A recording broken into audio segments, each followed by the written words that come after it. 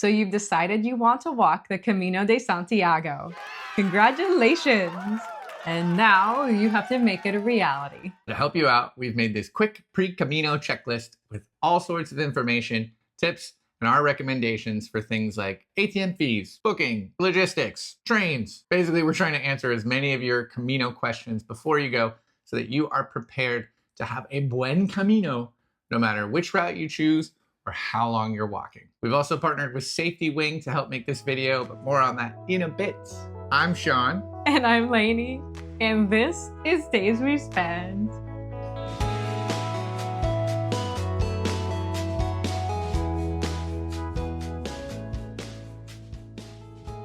The very first thing to do is choose which route you are going to walk, because the Camino is not just the Camino Frances from Saint-Jean-Pied-de-Port to Santiago de Compostela. And while that is the most popular route, there are lots more options that may work great for you. We even recently made a video about the 5 best alternative routes if you don't want to walk the Camino Frances. So there's plenty to choose from. But step 1, choose your route. That's going to inform everything else. So you probably already have a route you want to walk, which is great. But if you want to do a little more research on the specifics of that route or maybe compare it with another route, some of our favorite resources include the Camino Forum, wealth of information, all up to date. We also really love Granze, which is a Spanish website where you can click through and look up all the information about all the different things. Granze.com is a Spanish-first website. You'll need to either speak Spanish or use a translator, but the information on there is fantastic. And we just found out they actually have an app that you can download with great maps and information. Granze Maps app is a really great choice to wayfind on the routes that they include. We also really like the app Buen Camino and the Wise Pilgrim apps. And Camino Forum has an app as well. We also really like to use guidebooks. If you use a paper guidebook, great choice, but you might not want to take that heavy paper guidebook with you on the Camino. So either take photos of that guidebook or you can get the ebook version of them, which is what we've done in the past. We also like the Camino podcast with Dave Whitson. We were lucky enough to be on an episode recently. It's a really good podcast, great storyteller, lots of awesome information. So the next step on planning your Camino is deciding when you want to go. For a lot of people, this is determined by when you can get vacation, but we made a whole video on the 4 seasons that you can walk the Camino. Take a look at that. There's a lot of information there.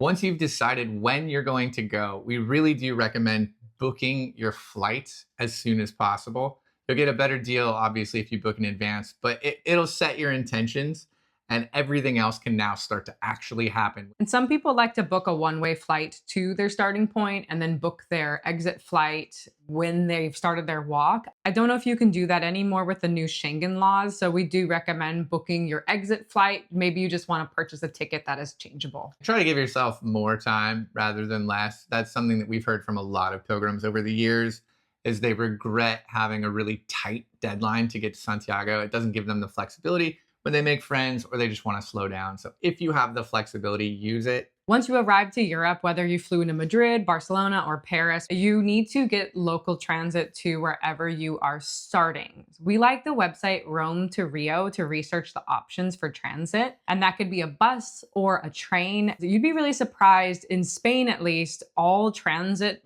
goes to Madrid. So if you decide, like we did once, that we wanted to take a few days on the coast in San Sebastian and then start in Saint-Jean-Pied-de-Port, we actually had to take a really long bus ride because the train doesn't go direct. The train would go to Madrid and then out to where you need to catch it to Pamplona. We love the high-speed rail in Spain. I've written about it a bunch of times. It's a really great way to get around, but the bus is also a killer option. There are 2 companies that we recommend, Alsa Bus and Monbus. See if they have good rates if you need to get from A to B. They're a great way to go. To book trains, you can use trainline.com, or if you want to book direct in a lot of Spain, it's renfe.com. And if you're traveling in France, such as if you landed in Paris and you want to go somewhere, it's SNCF. That's the website to book local transit in France. Don't get discouraged. Renfe and SNCF can be a little finicky. Persevere, you'll make it. So once you've booked your travel and you've got your tickets to your destination, it's time to book your first night of accommodation, especially if it's on the Camino. Saint-Jean-Pied-de-Port fills up very quickly, months in advance. So if you're starting there, you really do need to look at that. I'd say even look at that before you buy your flight. That's how crowded it's gotten. It makes sense to book at least your first night. We recommend a rolling window of at least 3 nights of reservations, especially if you're hiking during a busy time of year. Especially if it's your first Camino or two and you're unsure of the process of booking albergues or booking hotels or private rooms, it's useful to give yourself a few days to get your feet on the ground, get over jet lag, understand what's happening, get used to whatever language if you're in France or Portugal or Spain. And then you'll understand how much time you want to book after that. But Yeah. definitely the first few nights for sure. Unless you're staying in that municipal albergue, and in that case, you can show up, but we do recommend you show up as early as you can for those first few days Yeah. if you're trying to stay in the municipal albergues. You can use booking.com to get those reservations, but not everything's on booking.com. So use your apps and guidebooks to look up different phone numbers. A lot of accommodation uses WhatsApp. So make sure you download WhatsApp and get used to using that interface. It is the way Spaniards text for sure. All else fails, you should make some phone calls because Spain, especially rural Spain, is still very much in the you can't find a place to stay, make a phone call. Things are slowly changing. You don't have to use the phone if your Spanish isn't very strong.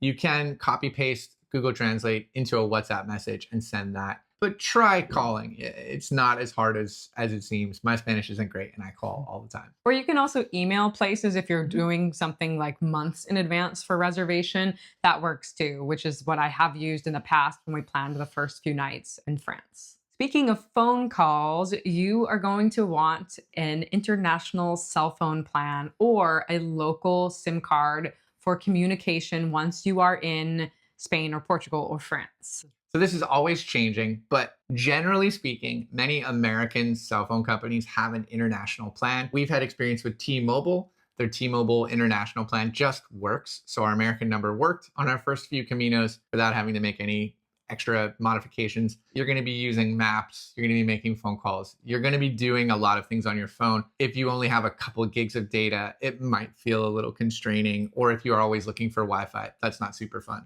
Wi-Fi does exist in many, many places, but you'd be surprised how many albergues like in rural places or in the mountains just don't have have it. We've used a local SIM in the past, but it can be a little complicated. You get a new Spanish phone number. It's a whole thing. I would recommend if you're doing a Camino, even if it's a month long, use the phone you already have. Just make sure you're not going to get overcharged for international data and turn roaming off so your apps aren't refreshing in the background, crushing your data. Turn off background app refresh. That's a big thing.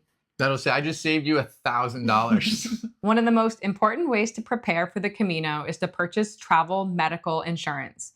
That's why we're excited to partner with Safety Wing to tell you why their Nomad insurance is a great choice for affordable, comprehensive medical coverage for your next Camino. Customizable plans start at just a few dollars a day, and you can choose the start and end dates for your trip, so you only pay for the days that you need. Each plan includes full medical coverage with a $0 deductible, so you're covered for emergency visits, medicine, prescriptions, ambulance rides, all sorts of things. You're also covered for any lost checked bags on your way to Europe. One of the reasons we love Safety Wing is that you can customize your coverage, choose your days, extend your coverage. You can buy it while you're on the way. You can buy it before you go. They also have 24/7 live human support, so you can live chat with someone if you have any questions, and a simple claims process. We always purchase travel medical insurance to cover us on our adventures, just in case anything goes wrong, especially when you're doing something like walking across an entire country.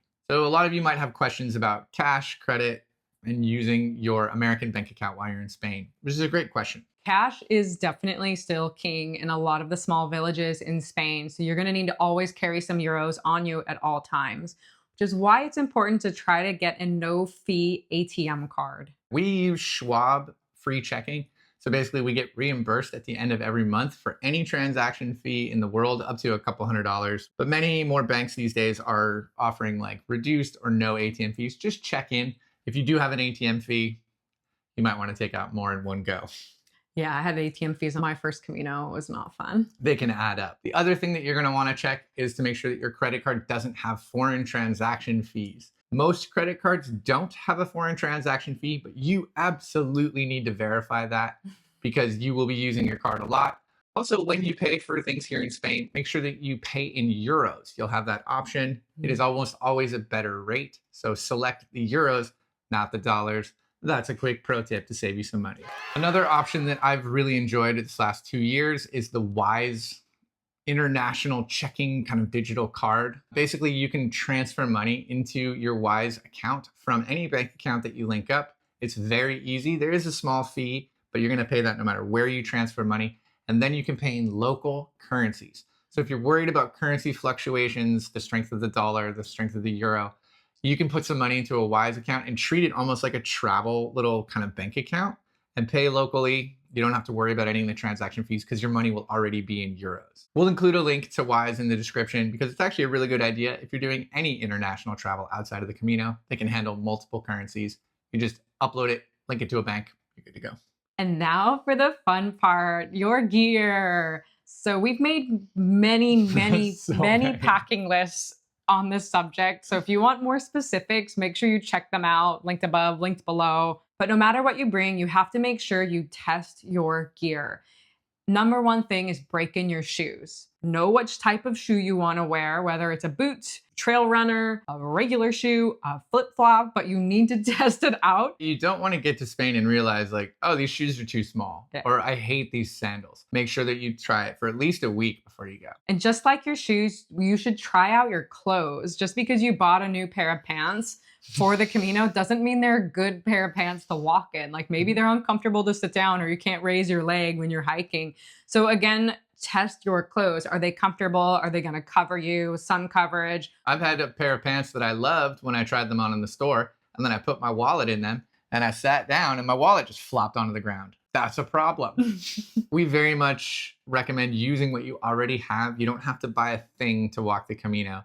But if you're trying to choose between a few different similar items, we recommend busting out the kitchen scale, whatever you've got, and literally weigh them. See which one's lightest, and then go like, I'm going to bring the lighter one. Yeah, I said, okay, which of these shirts is lighter? Oh, that one. That's the shirt I'm bringing. You looked nuts. You were just on the kitchen table, just like weighing t-shirts like a psychopath. It was great. The same thing with pants. I had 2 pair of pants I love, and one of them's 120 grams lighter than the other. That's a lot. It adds up over time. Another thing that people don't often do is actually use their backpack before they go. You really want to dial in the straps and make sure that it's comfortable. You're going to be wearing this bag for hours a day. Make sure that it's comfortable and that it can actually fit what you want. So take a day hike, walk around your neighborhood. And bags do rub a lot the first few days while you're using them, but you want to make sure that that doesn't continue to rub and cause chafing and friction and issues. If you hate your backpack, give it to someone else and get a lumbar pack because they're way better. Once you've decided on what you're bringing, you're going to pack your bag. Give it a test pack, put the water in there, put a couple snacks, and then weigh your bag with a luggage scale. Don't worry about hitting the 10% of your body weight thing. Try to keep it as light as possible and make sure that you have room for food and water and you'll be fine. If you're extending your trip before or after the Camino to other parts of Europe, you might want to bring more clothes so you don't look like a pilgrim. You'll definitely want to bring more clothes. But we don't recommend relying on daily baggage transit on the Camino because you're just going to have to deal with more stuff. And it's actually kind of a big fee to do that every day if you're on a long trip. What we recommend doing is using a bag transfer service that will send your bag to Santiago and then you pick it up there on your arrival. And you can do that through 2 places, the Pack Peregrino, which is the Correos service, the local postal service, or through Casa Ibar. So you pay once and then your bag is shipped. It's safely stored. I've done it 3 times. Yeah. Lainey's done it before. It's very easy. It's very safe. It's very reliable. They do lots of these. Prices start at around 21 euros, I think, for smaller bags. It depends how long you're keeping it. They start at 15 days or 30 days if you're doing the whole thing. It's a very affordable, safe way to keep extra stuff that you're going to need after your Camino ready for you and waiting in Santiago. On your flight to Spain, you're probably going to want to carry everything with you instead of having to pay to check your bag. But there's going to be 2 problems with that. If you have hiking poles, those are not allowed. I've had them taken away before. And if you have any kind of a pocket knife or wine opener, they will probably get taken away. The solution is to use something called the caja tubo.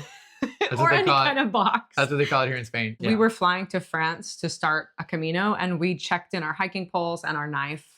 and any other sharp objects. I had like a little pair of scissors for There you go. my medical kit, and we just checked it all in. But it was only those few items, so if they got lost, we still had everything else that we needed, and we could start our hike. So lastly, now that you've done almost all the physical stuff, You're ready. You're almost ready. You're so ready. But now it's time to clear your plate. Those little things that make the mental load just gone, and you're ready to be on the trail, just thinking about, you know, how great of a Buen Camino you're having.